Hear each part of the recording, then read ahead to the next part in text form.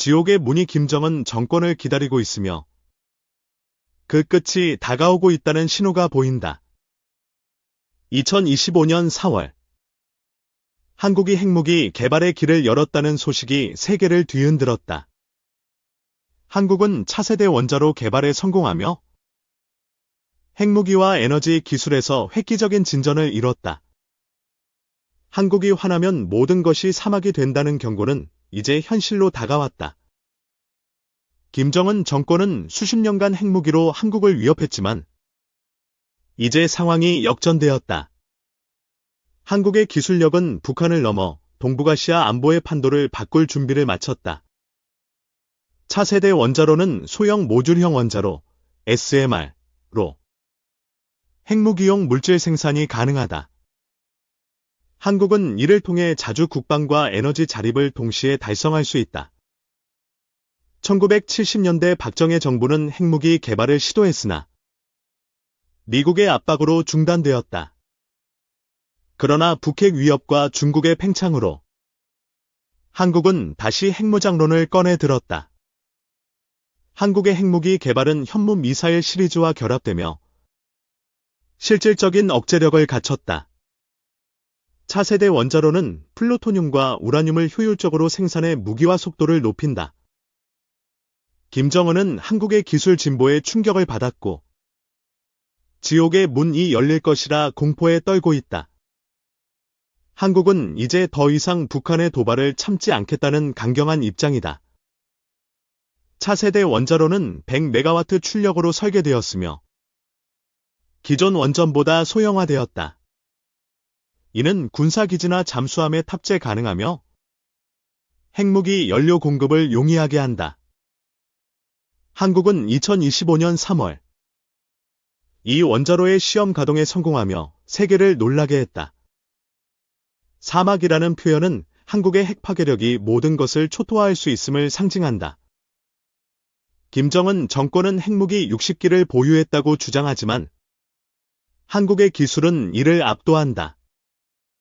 현무-5와 차세대 원자로의 결합은 북한 전역을 타격할 수 있다.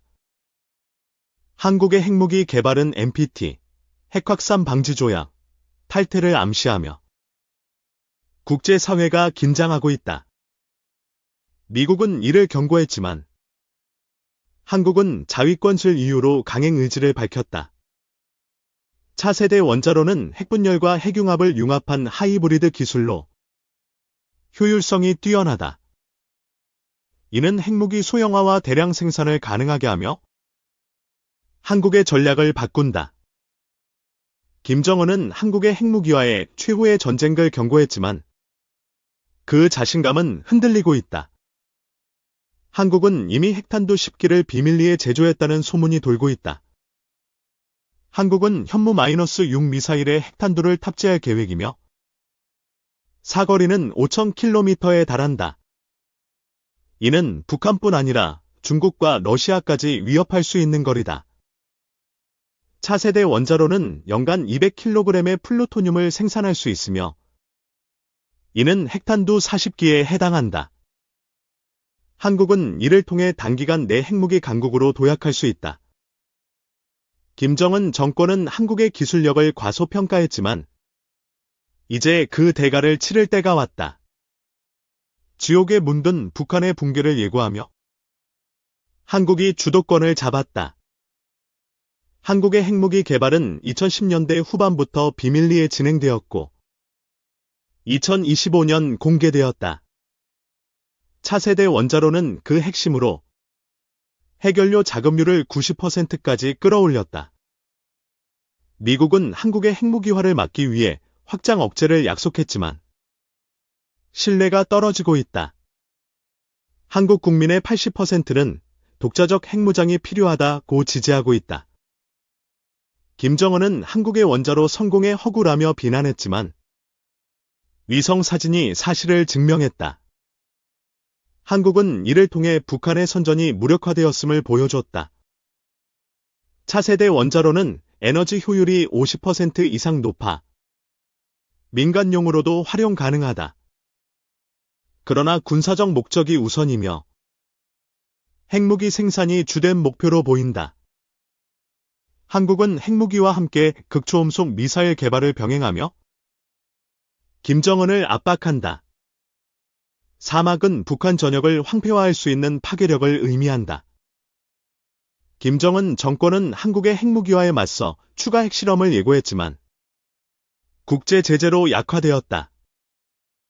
한국은 이를 기회로 사마 핵 균형을 무너뜨릴 준비를 한다. 차세대 원자로는 소형화로 잠수함 탑재가 가능하며 SLBM, 잠수함 발사 탄도미사일을 강화한다. 이는 북한의 해상 위협을 무력화할 강력한 수단이다. 한국의 핵무기는 TNT 20만 톤급으로 추정되며 이는 히로시마 원폭의 13배다. 단일 타격으로 평양을 초토화할 수 있는 파괴력을 갖췄다. 김정은은 한국의 기술 진보에 미국의 음모라 주장했지만 이는 독자 개발이다. 한국은 한미 동맹을 유지하면서도 독립적인 국방력을 추구한다.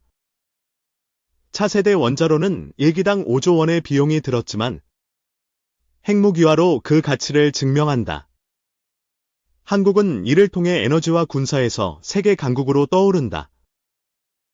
한국은 핵무기 개발로 NPT 탈퇴를 선언할 가능성이 있으며 이는 국제 질서를 흔든다. 일본과 대만도 핵무장 논의를 시작하며 동아시아가 요동치고 있다. 김정은 정권은 한국의 핵무기에 최후의 저항을 다짐했지만 내부 붕괴 조짐이 보인다. 한국은 이를 활용해 통일의 기회를 모색할 수 있다. 차세대 원자로는 핵무기 외에도 전력 공급으로 군사기지를 지원한다. 이는 전시 상황에서 한국의 지속력을 높이며 김정은을 더욱 위협한다. 한국의 핵무기는 현무-U가 결합해 사거리 5,000km 정밀 타격이 가능하다. 이는 중국 베이징, 러시아 블라디보스토크까지 도달할 수 있다. 김정은은 한국의 원자로 성공에 침묵하며 대응책을 찾고 있다. 그러나 한국의 기술은 이미 북한을 넘어섰고 지옥의 문이 열렸다. 차세대 원자로는 핵연료 재처리 기술을 포함하며 폐기물 감소와 효율성을 높였다. 이는 핵무기 생산 속도를 가속화하며 한국의 전략을 강화한다. 한국은 핵무기 개발로 동북아시아의 군사 균형을 재편하며 김정은을 압박한다.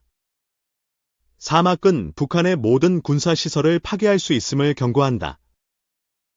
김정은 정권은 한국의 핵무기화에 전쟁 불사를 외쳤지만 그 자신감은 약화되었다.